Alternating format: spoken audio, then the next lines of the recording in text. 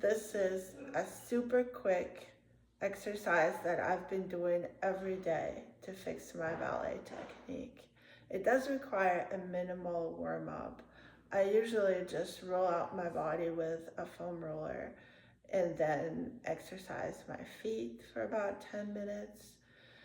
If you want to follow what I do, I have linked a video of my morning routine in the description. So before we do it, I want to explain why it's so important and why I make sure I do it every day. So what it is just a tendu lying on my back, 4-bar, tendu and plie, right? So tendu is notoriously very difficult, and famous ballet masters like Balanchine, maybe some others, have been judging the entire professional dancer just by the way she performs her tendu. But it's very treacherous in the way that as beginners we don't really understand all the fine points of the technique, and we basically practice is wrong because tendu step is something that's included in just about anything else we do in ballet. It's the beginning, the initiation, and it's supposed to turn on all the correct muscles from the top of the head down to the littlest toe on our feet. It puts us in the starting position from which other more complicated and glorious steps of ballet are possible. And as beginners, we tend to just bypass that whole preparation because, well, for really 3 reasons. And the first reason, we don't know what we're supposed to do because nobody told us, or teachers told us and we forgot, right? Number 2 is we know what we're supposed to do and we think we're doing it, but we're not because we are lacking proprioception. We're lacking the understanding of what it is that we're actually doing. Our muscles are not mapping onto our inner vision correctly. And, we, again, do the wrong exercise many times over, teaching ourselves the wrong habits. And finally, number 3 is maybe we do know what we're supposed to do, and maybe we even feel what the body is actually doing, but we just haven't done it enough times, because we only take ballet once a week, or, every other month, or even if we take it several times a week or every day, maybe we don't do it correctly every time. And there's a reason for that also, because the step is complicated, because it requires very complicated coordination of many different muscles, right? And so when we're in a ballet class, we don't just stand, facing the bar and focusing our entire attention on the movement of the foot, right, on and off the floor. We should, but we don't, right? Typically, the combination is more complex, so we need to stay on the music, we need to remember the steps, we need to, coordinate our arms and our head, and as a result, we just don't have enough brain power to focus on, the turnout, the feet and the legs, the ballet posture. And so again, the practice is ruined, right? And it's really difficult, almost impossible for a teacher teaching an entire class to simplify the tendu combination to the point where we can truly focus on what it is we need to clean up, right? The teachers teaching adults or even teenagers just don't do it. Like, they don't break it down to that level of simplicity. I think the only place where it is taught is with really little kids, and they do the entire class facing the bar, just working on their simple foot movements. You often hear from ballet teachers that adults don't learn the same as the children. And I don't know if that's true anymore. It's a cliche. People say it to sell themselves as teachers who teach adults, right? You'll hear it over and over again. But I don't know if it's really true. What I think is the adults are not given the opportunity to learn the same as children, because I think it's just assumed that we will get bored in a class where we face the wall and do the same movement for, maybe half hour at a time, right? So I think adults who did not learn as children do need to go through the same exact practice. And because it's not given in class, we have to give it to ourselves. Otherwise, we will just never be ready for the next step, right? And also, because we're adults, we can promote ourselves from beginner to intermediate to an advanced ballet class. No teacher can tell us no. They gladly take our money, but we still have those same habits to correct. They don't go anywhere. So this is why I'm going to do something very simple. I'm also going to be doing it lying on my back instead of standing at the bar. Why?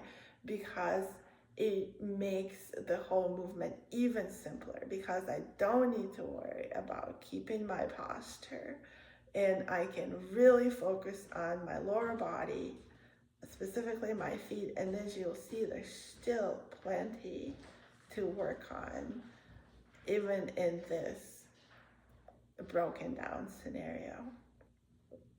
Okay, so now, if you're still with me, we are going to do the tendu exercise. And it's just going to be, I'm going to use my couch as the floor. You're welcome to use the wall or anything that allows you to kind of slide the foot up and down and sideways. So we're just going to tendu front and back, and then we're gonna do a plie, a full plie, instead of a demi, because we can't, because we're lying down. And then we're going to tendu front, rond de jambe to the side, and close and plie. And then we repeat the same sequence to the side, tendu side, and plie, tendu side, rond to the front, and plie. That's it. Now we repeat on the other leg. Good? Okay. So we lie down.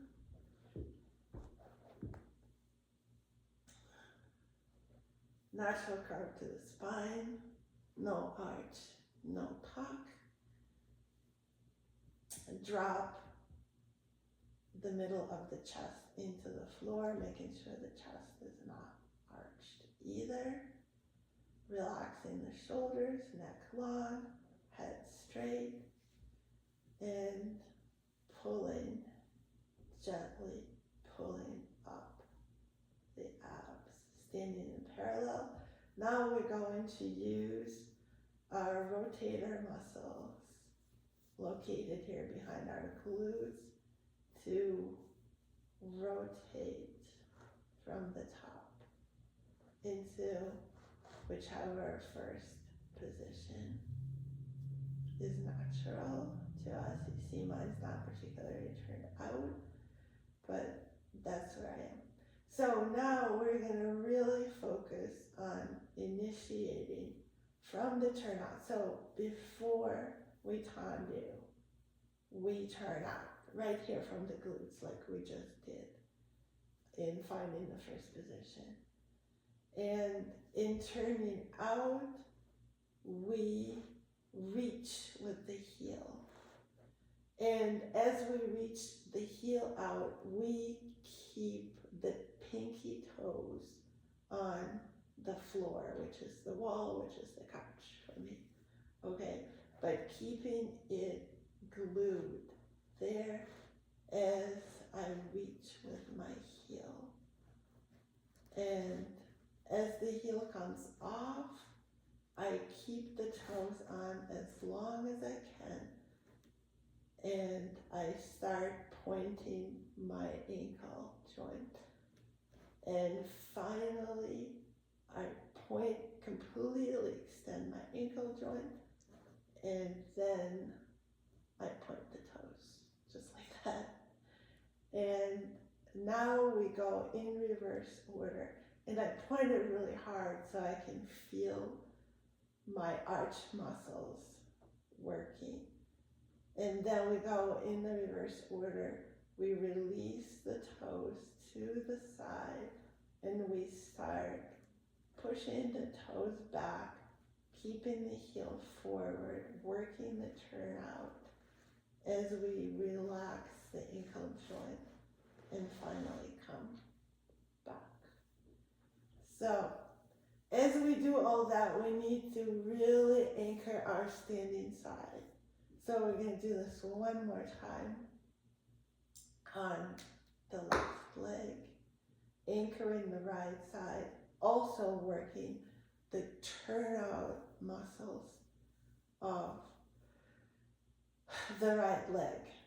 The same, so we're turning out equally, but one side is anchored and the other one is moving forward. Keeping the pinky toe on and just feeling the way the muscles are working and reaching with the heel as we close. And then we're again working, pulling up the abs and working the turnout muscles as we rewire right here, letting the knees fall. So notice how your feet go from maybe not a perfect first to the perfect first as the knees bend. That's just how it is. And we need to be able to replicate this while we're standing on the floor, meaning keeping the upper body completely fixed and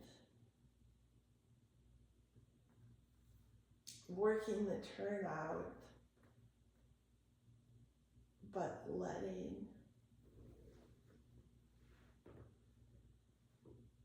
letting the feet close, right, as the knees straighten, because they just have to do that unless you're warm enough where you can be in first. Like even if you're capable of the 180-degree first position, you probably can't do it when your muscles are cold. So you will still need to accommodate. That's what the barre for, among other things. So here we go. Now we do the rond.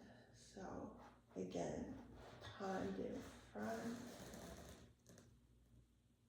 And as we rond the jambe, same idea, stretching the heel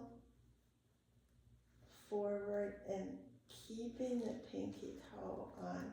We can only rond the jambe as far as we can keep the pinky toe, right? And that's our true second. If we go too far, the pinky toe comes off the wall, and that's not a good position. So here we go, front, run to the side, feel the outside muscles of the leg, kind of the back of the leg working. Here, get to the full extension, anchor the right side, release the toes, keep the pinky toe on, and close. And plie with the full turnout without forcing, just letting the knees drop as you work the rotator muscles.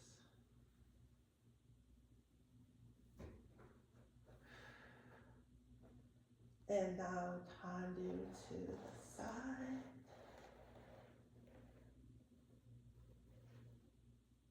Come to the full extension without sickling the foot, keeping the heel forward, and release the toes. Come into the first, keep the stomach pulled up, plie with maximum rotation, and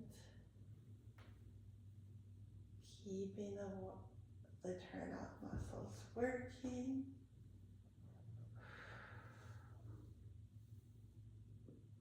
Come into the first, and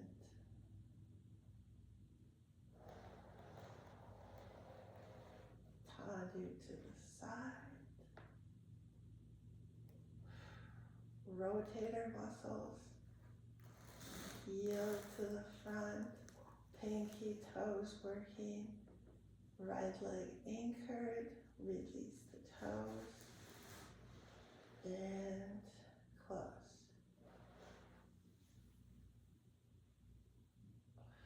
And working the turnout muscles, release the shoulders, release the front of the chest, working the rotator muscles, pulling up at that last moment when we straighten our knees. And that's it. We've done the left side. Now we start with the right leg. Heel forward, rotating the hip joint, pointing the heel, pointing the arch, pointing the toes, feeling the point in the arch, releasing the toes, keeping the arch pointed, and toes go back, the heel is stretching forward, and plie. Pulling out the stomach as we straighten the leg. It's one last stretch. Back to the first. And front. Wrapping the thigh. Rotating the leg. And rond de jambe to the second, keeping the pinky toes, anchoring the left leg, and close.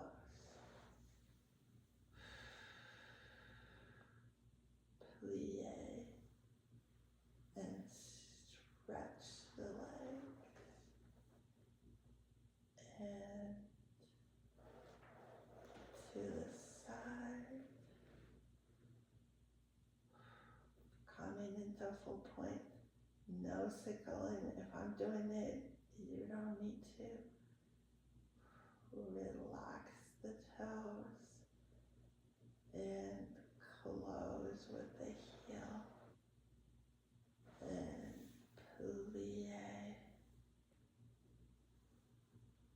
and stretch.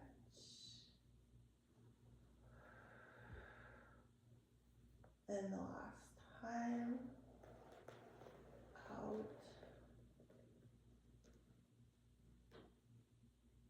to the side, heel forward to the front,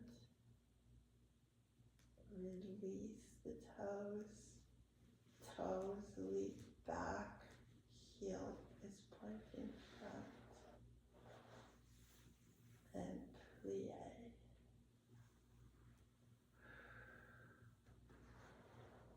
And stretch.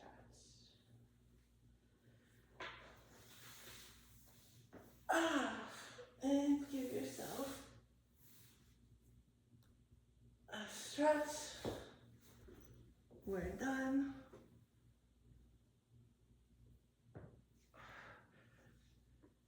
Whew. Give your shoulders a little roll. Roll your neck.